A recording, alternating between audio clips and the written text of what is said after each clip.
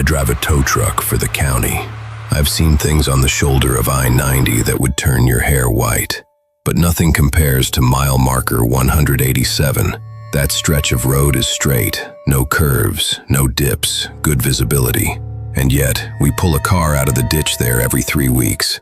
Always the same scenario. Driver says the radio cut to static, the engine died, and they saw a man standing in the road. They swerved, they hit nothing. But when we get there, the car has 4 flat tires, not slashed. The rubber is melted to the rim, like they drove through a lake of fire. Last November, I got the call at 2 a.m., a minivan, family of 4. I hooked up the van and gave the dad a ride into town. He was shaking. "It was a cop," he said. "I swear to God it was a state trooper. He was waving us down. But his uniform was wrong. The hat was too tall, and he had no face under the brim, just a hole where the wind goes through." I laughed it off, told him he fell asleep at the wheel. After I dropped them at the motel, I drove the tow truck back to the yard, alone. I passed mile marker 187. The radio cut to static. The engine of my heavy-duty Ford F550, a machine that could pull a house off its foundation, just died. Rolling to a stop, I saw him, standing in the middle of the lane. Not a trooper. It was wearing my uniform, my company jacket, my name patch, Earl. It raised an arm. The sleeve was empty, but the fabric held the shape of a hand pointing not at me, but at the ditch beside me. I looked. In the ditch, illuminated by my dying headlights, was a tow truck identical to mine. And inside the cab, slumped over the wheel, was a skeleton wearing my jacket. I don't remember driving away. I remember waking up in my own driveway at 5 a.m., the truck covered in a fine gray ash that smelled like a crematorium. I quit the next day, but last week, my replacement called me. "Hey Earl," he said, "we found your name patch out at mile 187. It's melted into the asphalt. You want me to mail it to you?" I told him to burn it. He said, "I can't. It's already cold." There's a psychological phenomenon called the strange face illusion. You stare at your reflection in a dimly lit mirror for 10 minutes. Your brain gets bored. Your face starts to warp. You see monsters, old hags, or even the face of a dead relative. It's just your brain playing tricks. That's what the Reddit thread said. I'm a filmmaker. I thought it would make a cool B-roll for a short film. I set up the camera, turned off all the lights except one candle, and stared at the bathroom mirror. First 5 minutes, nothing. My face looked tired. Minute 7, my reflection blinked. I didn't. Minute 9, my reflection smiled. It was a slow, wet, deliberate smile. My own mouth was a straight line of panic. I slammed the light switch on. The bathroom was empty, just me, just the mirror. I convinced myself it was the illusion. I even laughed about it. I left the bathroom and went to check the footage on my camera. The video file was corrupted, all except for the audio track. The audio was crystal clear. It was my voice, but speaking in reverse. I reversed the track in editing software. The voice said, "You're finally looking. Let me out. It smells like mildew in here." I don't use that bathroom anymore. I covered the mirror with a sheet. But last night the sheet fell down, and when I walked past the door, I saw my reflection standing on the other side of the glass, looking into the hallway. It was wearing clothes I wore 3 days ago. It's learning, it's catching up, and I think it's almost time for the swap.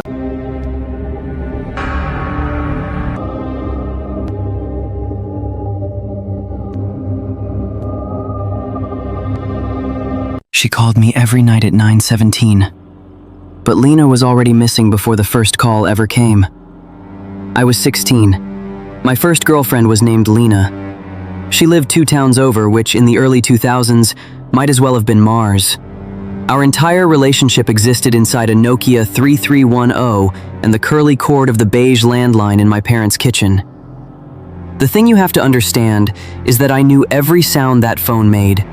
the creak of the plastic when I stretched the cord around the corner for privacy, the faint crackle of the line when her dad was using the internet upstairs, and her voice. It was always a little muffled, like she was cupping the receiver too close to her mouth. That summer, she went to her grandparents' farm for 2 weeks. No cell service. They had one phone, an old rotary in the hallway. She called me every night at exactly 9:17 p.m. On the third night, I picked up on the first ring. Hello? Silence. Then, that familiar muffled breathing. Lena? Can you hear me? More breathing. It wasn't the static of a bad connection. It was wet. Close. I got frustrated and hung up. The phone rang again immediately. 9:18 p.m. Lena, stop messing around. She finally spoke, her voice distant and tinny. Sorry, I have to whisper. Grandma's asleep. I miss you. We talked for 40 minutes. It was the best conversation we ever had. She was sweeter than usual, funnier.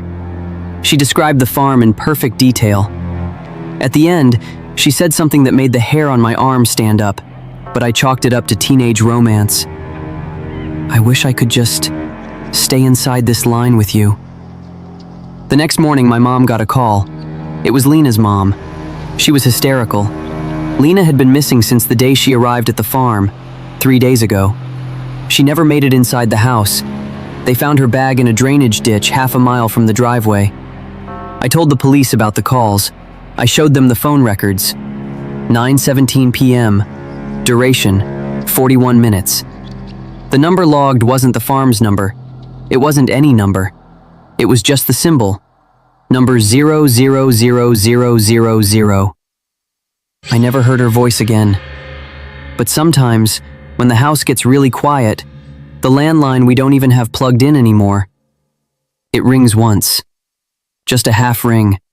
And I hear that muffled, wet breathing waiting for me to pick up.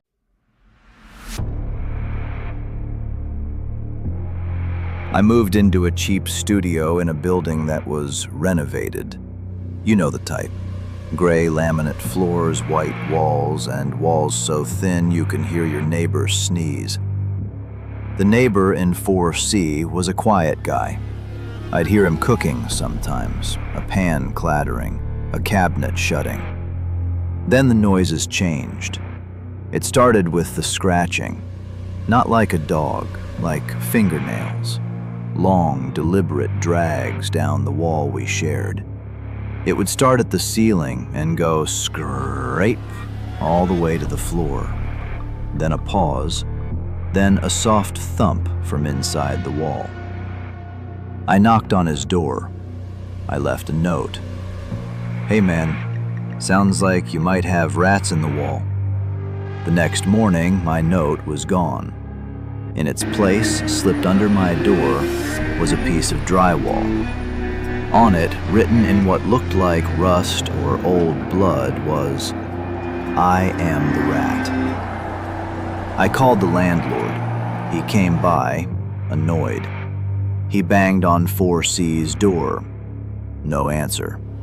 He used his master key. The door swung open. The apartment was empty. Completely empty. Not moved out empty. Structural empty. The floors were bare concrete. There was no kitchen sink. There was no toilet. The walls were exposed brick. It had never been renovated. It had never been lived in. But I heard him, I whispered. I heard the cabinets shutting. The landlord looked at the wall we shared, the one with the scratching. There was a large discolored patch of plaster. He pressed his hand against it. The plaster was warm and soft, like skin. He pulled his hand back quickly. Listen, he said, his voice suddenly quiet. Do you have somewhere else you can stay tonight? The foundation, it settled wrong. Sometimes these old buildings, they get hungry for the noise. If you're too quiet, The building fills the space with its own sounds. And if you listen too closely to those sounds, the building starts to think you're part of the wall. I moved out that night.